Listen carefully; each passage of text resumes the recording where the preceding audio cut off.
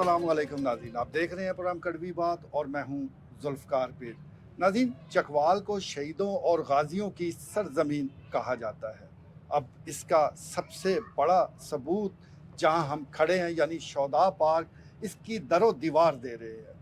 यहाँ पर 1200 से ज़ायद शहदा के नाम लिखे हुए हैं जिनका ताल्लुक चकवाल की धरती से है। वो मुख्तलिफ़ कस्बों से हैं, गाँव से हैं, देहातों से हैं, तहसीलों से हैं, लेकिन वो चकवाल के सपूत हैं जिन्होंने इस वतन की हिफाजत में अपनी जान निछावर कर दी। एक सिपाही से लेकर लेफ्टिनेंट जनरल तक के यहाँ नाम मौजूद है।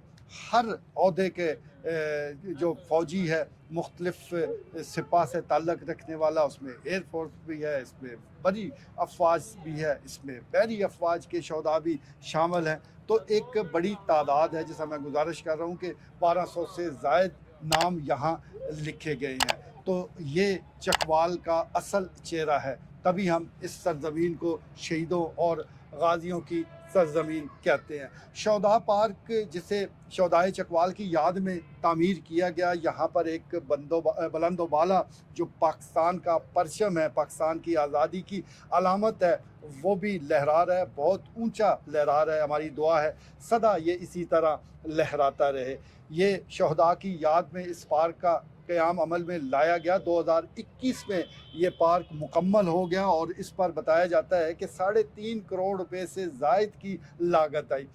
MCB ने इसको स्पॉन्सर्ड किया और उन्होंने ही इस पर ये रकम खर्च की। तो बड़ी अच्छी बात है। शहदा के हवाले से उनकी कुर्बानियों को के इतराफ़ के लिए जितना भी काम किया जाए वो कम है।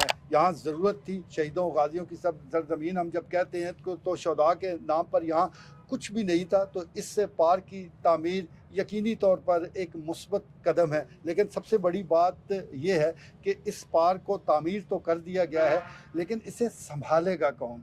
अभी इसे आवाम के लिए खुले मेरे ख़्याल में ये दूसरा साल है और दूसरे साल ही सूरत हाल ये है कि यहाँ पर टूट फूट का अमल शुरू हो चुका है। यहाँ पर टाइलें अलग हो गई हैं। अब इतनी ख़तीर रकम से ये तामीर हुआ है, जिस इदारे ने भी इसकी तामीर की है तो कम से कम उससे पूछा से ज़रूर जाना चाहिए कि आपने इतने पैसे भी लगवा दिए और सूरत हाल ये है कि 1.5 साल के बाद ही ये टाइलें अपनी जगह छोड़ चुकी हैं। ये मुख्तलिफ़ इससे शौदा पार्क के मुख्तलिफ़ हिस्से हैं जो शहीद हो रहे हैं, जिनकी तामीर व मुरम्मत इंतहाई ज़रूरी है। अगर ये बर वक्त तामीर ना किए गए तो ये बहुत जल्द खंडरात में तब्दील हो जाएगा। तो इस तरफ वो तवज्जो देने की ज़रूरत है, क्योंकि ये एक बड़ी अहम जगह है। शौदा की याद मामूली जगह नहीं होती, उसको इस तरह टूट फूट का शिकार किसी सूरत नहीं होना चाहिए। अभी इब्तदा है, अभी थोड़े से खर्चे के साथ इसकी मुरम्मत हो जाएगी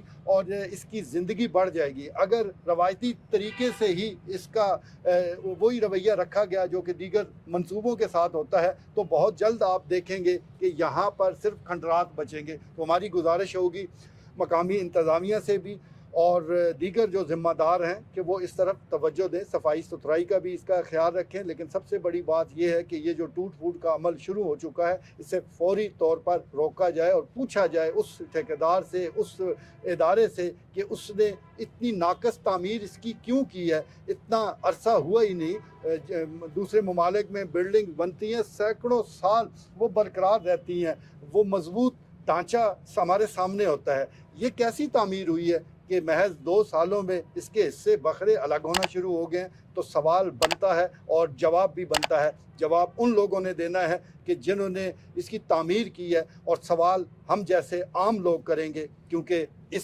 ये जो पार्क है ये आम पार्क नहीं है। इसका नाम शौदा के साथ मंसूब है। अगर यहाँ इस किस्म का वो काम किया गया है तो आप अंदाज़ा कर सकते हैं कि कितनी बड़ी ज़्यादती है। फिलफौर एक तो ज़िम्मेदारों को पकड़ा जाए और दूसरा इस शौदा पार्क की तामीर व मुरम्मत का जो एक मुसलसल अमल है उसको जारी रखा जाए।